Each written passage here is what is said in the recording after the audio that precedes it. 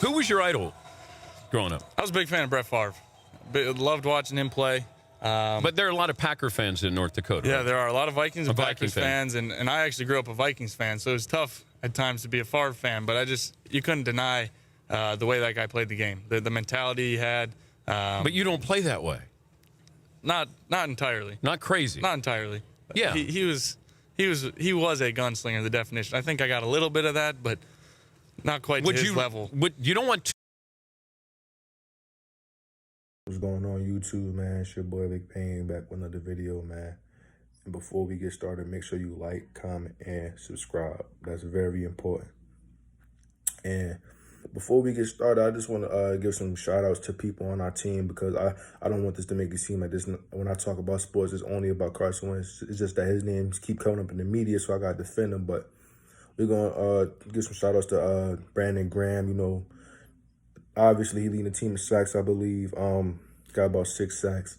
You know, that wouldn't be possible without the man in the middle, Fletcher. Can't forget about him. You know, he draws that double team every time, so he's a problem. You know, he's still one of the top at his position. Don't get it twisted and try to double, and don't double him. Shout out to Malik Jackson. Even though he's injured right now, when he was playing, he was doing a lot of damage. You know, just you know, taking advantage of the one-on-ones that guys of the past couldn't. And shout out to the whole D-line as a whole, you know, just everybody for the most part. Even Derek Barnett showed up yesterday. Shout out to the whole defense. You know, they collectively play hard. You know, that long run they gave up to Daniel Jones, I feel as though that's coaching, because, you know, they say all 11 to the ball, and in some aspects that's okay. But when you over pursue like that, you know, that was a broken contain by Brandon Graham. But where was the rest of the defense at for that 80-yard run? And LeBlanc, you know, he got to clean up his coverage. If you're getting sauced by Golden Tate, then you get sauced by anybody. But for the most part, the defense played good. Shout out to Darius Slay. His number one ability at corner allows us to play aggressive. And, you know, this wouldn't be possible without him. But let's get right into it, man. One thing I want to address first is, when has winning in the NFL, like when do we start saying that, you know, beating a certain team like doesn't really count? Because I recall the greatest quarterback of all time in majority of the people's eyes, or the fans' eyes, all these analysts' eyes, and Tom Brady. I remember his division being trash for basically my whole life. Now, I'm 20 years old. When was the last time a team besides the Patriots was a real threat to go to the Super Bowl besides the Patriots? You have to go all the way back to a decade ago when the Jets went to back-to-back AFC championships, when they had an elite defense with Darrelle Revis and Cromartie. That was the last time we was really worried about a team out that division going to the Super Bowl besides them. And also they had Mark Sanchez leading them. So really, come on now, how far is you really going to go? And let's move past that. Them dudes had the Dolphins. The Bills just got good. The Dolphins is still, you know, the division still right now without Tom Brady is still winnable for the Patriots. And, you know, that division isn't good it's better now. It's not horrible like ours, but Tom Brady was in that division for the whole time. And that division was not good. And also, let's talk about, you know, another division of a Hall of Fame quarterback in Ben Roethlisberger. Obviously, you had the Ravens, but he also had two teams that was trash in that division for a long time, the Bengals and the Browns. You know what I'm saying? Now, they had their time switching up, but, you know, it was trash for a little minute at one point. And just my main thing is more so the Tom Brady situation. You know, if Carson Wentz, when he wins this division, people will say, oh, it's the NFC least, but nobody call it the AFC least. It's not our fault that the rest of the division suck. It's not our fault, because we've been in the playoffs. When we make it this year, that'll be 4 years in a row. And as a team, with the injuries we dealt with, if we find a way to get healthy, I'm telling you, we're going to beat somebody in the first round. I'm telling you. And then from there on out, it's going to look scary, because this roster isn't bad. It's just that we're banged up. If this team finds a way to get healthy, it's a problem. But let's talk about Carson Wentz, man. How is it that a person that's thrown touchdowns and thrown to the most receivers in the past 2 years or so. You know, it had the most O-line rotations this year, the most receiving combinations this year, the most everything this year, running back combinations. The least nothing comes close to the different personnel that gets put on the field. And people basically are just like making it seem like that isn't a big part of why he looks the way he looks at times. Some of the interceptions are, you know, on him, obviously, but with some of them, I could put 2 interceptions this season on Ertz. And it's not like I'm trying to place the blame on somebody. It really was. If you look at the film, he threw a 50-50 ball to him. It was a low high. He didn't even go up to get it. And then the last time with the pass interference that happened, he just let the ball go up in the air. And it's a lot of different times when, you know, just on different comeback routes, curl routes, dudes didn't break off the ball hard enough. Now, it looks like a regular pick, but when you're doing a curl route, you can't wait for the ball to come to you. You got to come back and break to it. I mean, off a comeback route. You got to break back to that comeback route. Those are the 2 interceptions that was thrown against the Redskins week 1, but people don't realize that. People don't understand that when you're doing a comeback route, you're not supposed to just sit there. You're supposed to come back. But let's move forward. Let's move past that. Why is it that when Deshaun Watson O-line stink it up, we say the O-line, or if Aaron Rodgers O-line, you know, has a bad game, we blame his O-line, but with Carson Wentz, it's like, he gets paid $100 million. He's supposed to uplift the team. So Carson Wentz got 2 wins, 4 losses, and a tie. What about Deshaun Watson? He has 1 win. He gets paid way more than Wentz. I thought he's supposed to. I don't hear Max Kellerman on ESPN saying he's $100 million guy. He messed their cap up, because it's living proof right now that he messed their cap up instantly. As soon as he got paid, they had to get rid of their top receiver. Instantly, they had to get rid of their top receiver. So why is it that it's okay for Carson Wentz to for people to bash him, saying he's taking up the cap and all of that, but in regards to Deshaun Watson, I don't hear nothing. I don't hear anything at all about him messing up the cap space. And this same thing is goes for Dak Prescott. I know Eagles fans don't want to hear it, but how is it that a quarterback can mess up the cap? A quarterback doesn't mess up the cap. Your GM does that by signing the wrong dudes. Do you know how much of our money and cap space is on IR right now? How much of it is on the sideline right now? If we were paying the dudes that was on the field, we would have saved so much more money. But we got locked into some old-ass players. After we got our first Lombardi, we started respecting we started falling in love with these players. And we had to find out, you got to get rid of dudes a year early rather than a year too late. And that's what we're going through right now. That's a product of Howie Roseman, not Carson Wentz. Carson Wentz's contract didn't even take into effect yet. So what is people even talking about? We're in a hole next year. This is why we can't acquire anybody. Like, come on now. It's not Carson Wentz's fault that we got dudes. If our team, if people that was getting paid was living up to their contract, we wouldn't have this problem. If Brandon Brooks was on the field, if Djax was on the field, Jeffries was on the field, if Peters was at guard, if Andre Dillard was out there, if these top draft picks and these dudes that's getting paid the top dollar was on the field, there wouldn't be a problem. Carson Wentz is on the field. You know, but it's on him now. And the fact that we don't have an inside running game, it's on Carson Wentz now too, because he has to do all the QB sneaks. I watched Boston Scott had a great game, but we had to do an inside run, like 3rd and short, 3rd and 1. He couldn't get it. We wasted that pick on Jalen Hurts. And I feel bad for Jalen Hurts because he can't even, he's an actual quarterback, but we using him like he's somebody who don't got an arm.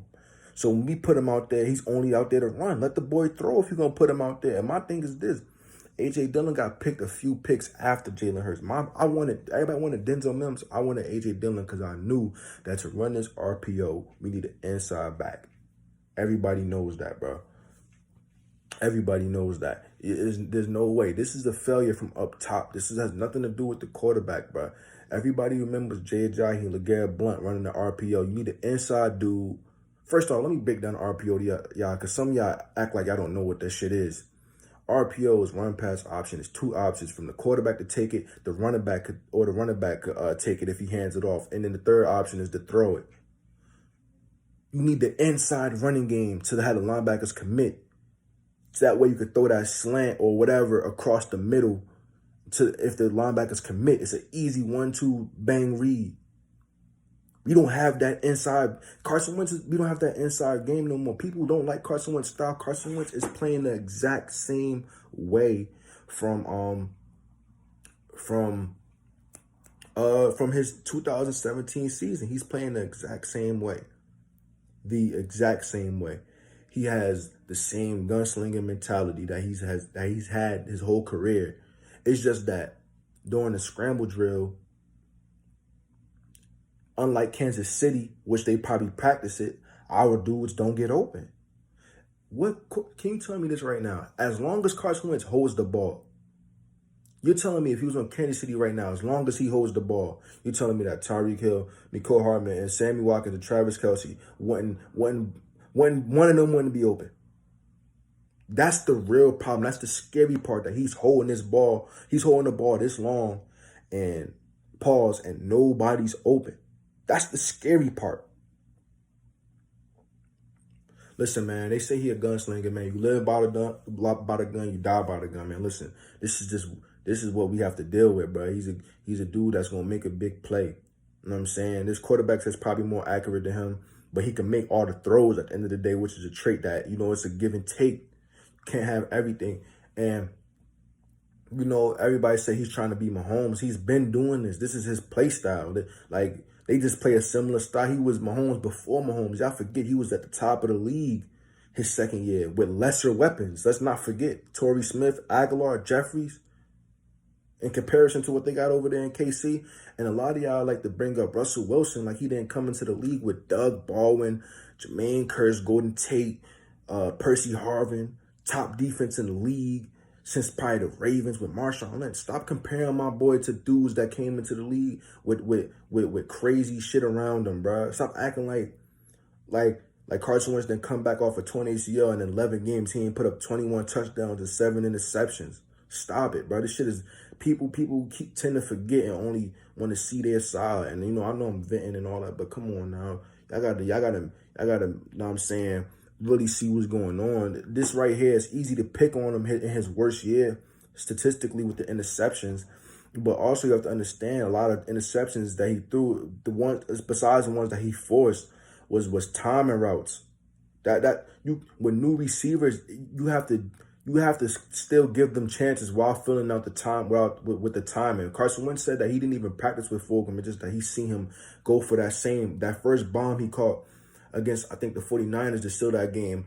When that was Fulgham's first game, he said that he seen him do that in practice when he was on the scout team. So he's not even really getting a lot of reps with a lot of these dudes until game day. So the fact that these timing routes will, interceptions will happen. That's just what has this growing pains at the end of the day. And it just has to they have to adjust to each other, both quarterback and receiver. This is things that you have to go through.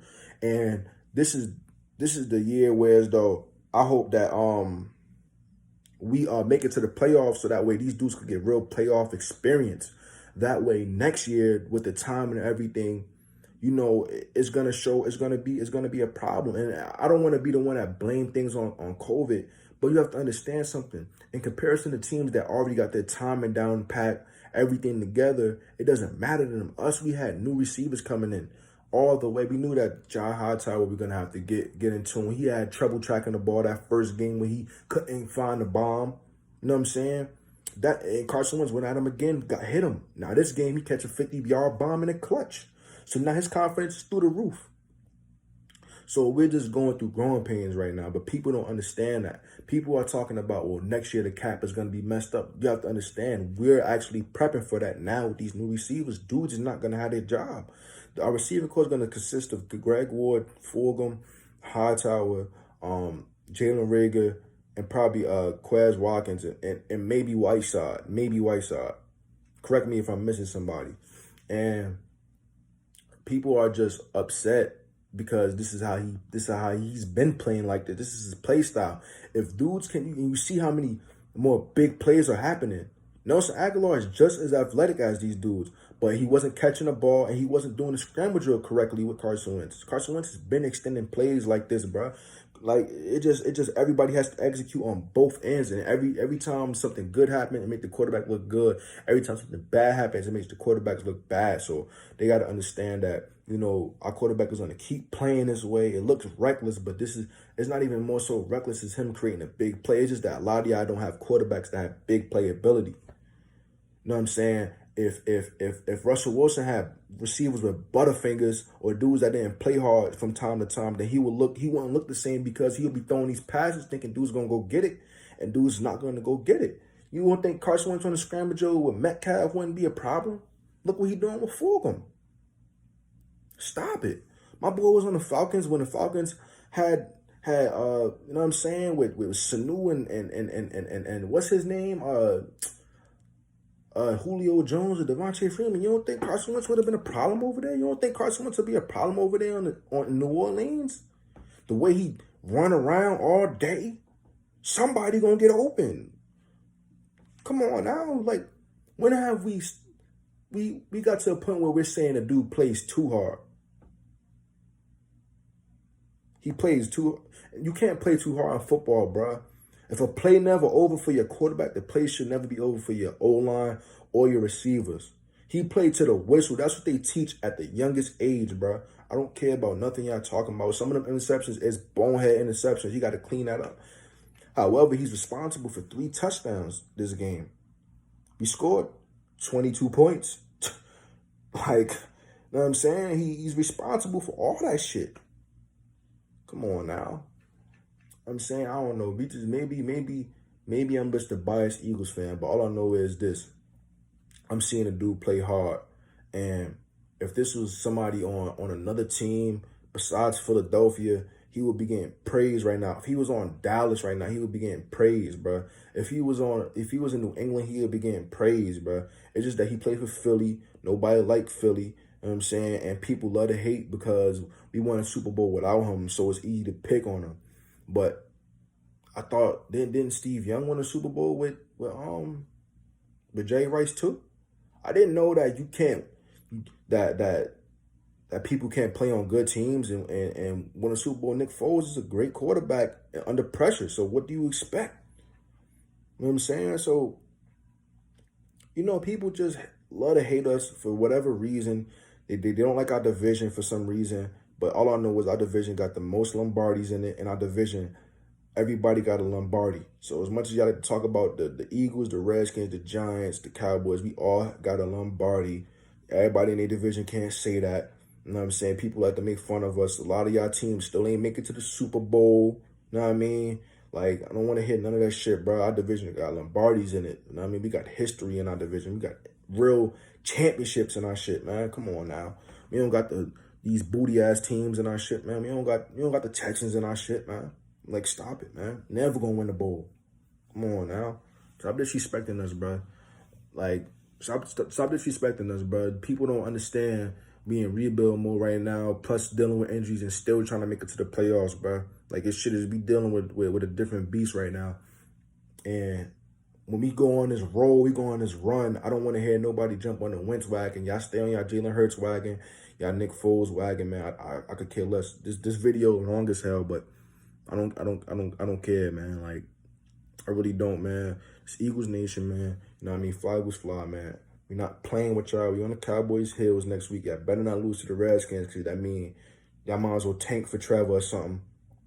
But, you know, catch y'all later, man.